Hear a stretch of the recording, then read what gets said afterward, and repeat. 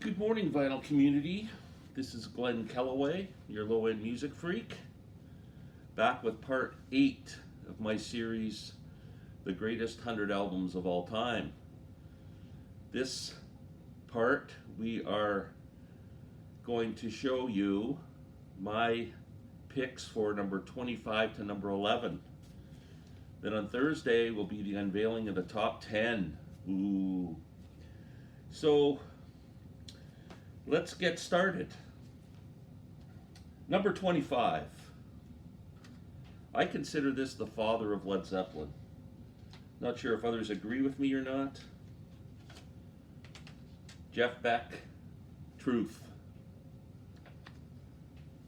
The Jeff Beck group in 1968, when this was released, was Jeff Beck on guitar, Ron Wood on bass, and Rod Stewart, the vocalist, when Rod was the greatest rock singer on the planet, bar none. I don't know what happened to you, Rod, mid-70s. As soon as you left the Faces, it was like game over, and now you just sit at home and play with your trains. But Rod was a badass singer back in these days. Jeff Beck, Truth. I saw these guys at a club in Toronto. It was like a psychedelic club called the Electric Circus. It was at 99 Queen Street East, and the reason I give you the address is because if anybody remembers a dance show that used to be on, I know in Toronto it was on City TV, maybe I don't think Much Music was on then, but it could have been. And I'm not sure if it played across Canada. I think it did. It was called the Electric Circus. And the reason the show was called the Electric Circus is because City TV moved their headquarters to 99 Queen Street East when they first started broadcasting. And they named the show after the club that was at that address in the 60s. There was quite a few good shows there. Country Joe and the Fish played there. Jeff Beck. For $5.50, I remember, you bought it the first time you went, you had to buy a membership. It was called the Inner Circle, and they give you this little membership card. And then after that, the concerts were like $3.50. I wished I had gone to more of the shows there, but seeing Jeff Beck and Rod Stewart in a small venue in front of like a couple hundred people and standing like 5 feet from them was a pretty incredible experience. So number 25, why do I call this the father of Led Zeppelin? Well, they have Shapes of Things is the first song on the album. Then they do a version of You Shook Me, which Zeppelin did on their first album a year later. They also have a song called Beck's Bolero, an instrumental. And if you recall, Bolero is an integral part of the instrumental section in How Many More Times off the first album. The interesting fact is that Beck's Bolero on this album features Jeff Beck, Jimmy Page, John Paul Jones, and sitting in on drums Keith Moon. So pretty interesting. I always think that Jeff and Jimmy, I know they were close. They played guitars a lot together, and I'm sure they were thinking along the same lines. But this album came out first, so I kind of consider it a little bit of a influence on the first Zeppelin album. Number 25, Jeff Beck, Truth. If you've never heard this classic album, you should. Number 24, the Beatles are going to start to show up a little more often now. Number 24, With the Beatles. Released in the UK in November 1963. I always think it was released early 64 in Canada, but it could have been late 63 as well. Released as Beatlemania with the Beatles, and released in the US as Meet the Beatles with a different version of songs, but didn't have the same song list as the UK version. But that's kind of the first Beatles album I owned in Canada was Beatlemania with the Beatles, and the album that was Canadian only release, Twist and Shout. So this album, I mean, we didn't have the Please Please Me album over here. This was our first taste of Beatlemania. So this started it all. Essential album, great album. It Won't Be Long, All I've Got to Do, All My Lovin', which was the first song they ever played on the Ed Sullivan Show. Great version of Please Mr. Postman. One of my favorite vocal performances ever by the Beatles, You Really Got a Hold on Me. Killer ending, Money, just rocks. Great album, and fantastic, iconic cover. With the Beatles, number 24. Number 23. This is an album that I think everybody in the world loves, and everybody I know owns. It's crazy. Well, I shouldn't say everybody, but there's a pretty good percentage of music lovers that own this album. Fleetwood Mac Rumors. It could really be at the top of someone's list. What a classic album this is. Released in 1977, won Album of the Year. So many hits off of this record. It's sold somewhere close to 50 million copies now. So just a killer album. I never get sick of it. I know it defines generations. My daughters love it. My wife loves it. I love it. I know lots of people who just think this is a great album, and it is. So kudos to Fleetwood Mac and Rumors. Great record. Number 23. Number 22. An album that blew me away when I first heard it. Chicago Transit Authority, CTA, by the band who had to eventually shorten it to Chicago before the next album because they were threatened with a lawsuit by the Chicago Transit Authority. What an album this is. It is kind of blood, sweat, and tears on acid, I guess. Incredible songs. Do you really know what time it is? Does anybody really know what time it is? That whole introduction part is fantastic. The percussion in this album is great. Terry Kath's guitar work is great in this. The brass, it just works from start to finish. Incredible, phenomenal album. This is the original master recording, Mo-Fi SACD. Sounds brilliant. I love it. It's an album I never get tired of. CTA, Chicago Transit Authority. Number 22. Number 21. Another amazing album. All these albums from 25 up could really be in a top 10. So if anybody tells you that should have been higher, it should have been higher. I agree with you 100%. But there's only so many spots and too many great albums. Crosby, Stills and Nash, debut album, 1969. This is still a great record to listen to. Unbelievable. Stephen Stills, David Crosby, Graham Nash. Joni Mitchell introduced them at her house, or it was Mama Cass. There's two different stories that go around. They sang harmony together and it just clicked, and the rest is history. I don't know if anybody, I guess a lot of people probably know this, but Stephen Stills did most of the music on this album. The other guys contributed all the vocals and the songs, played a little bit, but Stephen sent them all home and said, let me finish the album, and he did. And it is a masterpiece. Crosby, Stills and Nash.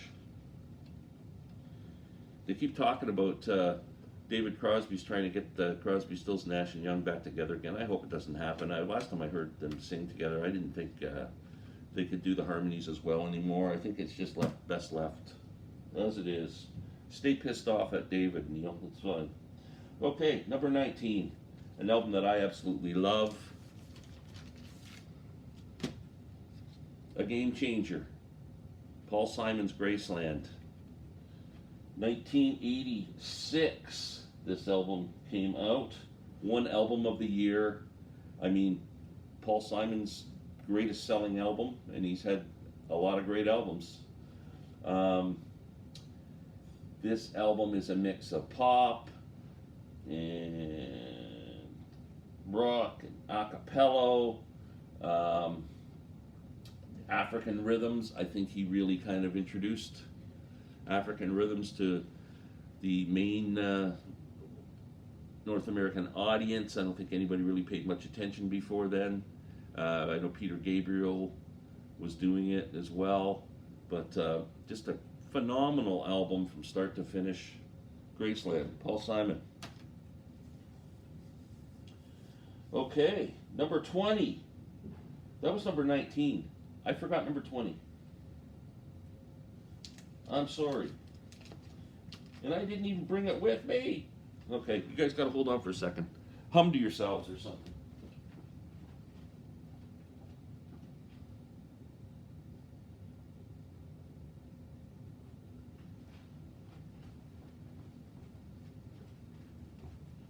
I'm back. My apologies. It's fun doing a video unedited. You never know what's going to happen. Oh no, I have to go to the washroom. No, I'm just kidding. Okay, Procol Harum, A Salty Dog, is number 20 on my list. I love this album. It's a classic, released in 1969, has a real nautical theme to it. Procol Harum started experimenting with orchestras on this album for the first time, which led to their amazing album Live with the Edmonton Symphony. The song A Salty Dog is probably my favorite Procol Harum song. Great album from start to finish. Procol Harum, A Salty Dog. Then, number 19, a recap. Graceland, Paul Simon. Okay, we're back on track. Number 18, The Beatles. Rubber Soul. A lot of people love this as their favorite Beatles album. Unfortunately, it's number 18 on my list. There's just so many great ones. This is the album, I guess Help kind of started it with, you've got your To Hide Your Love Away. Started to get more acoustic, Dylan influenced. Rubber Soul, definitely with Norwegian Wood. What song was I thinking about was, drive my car, you won't see me. Oh, maybe it's not on this album.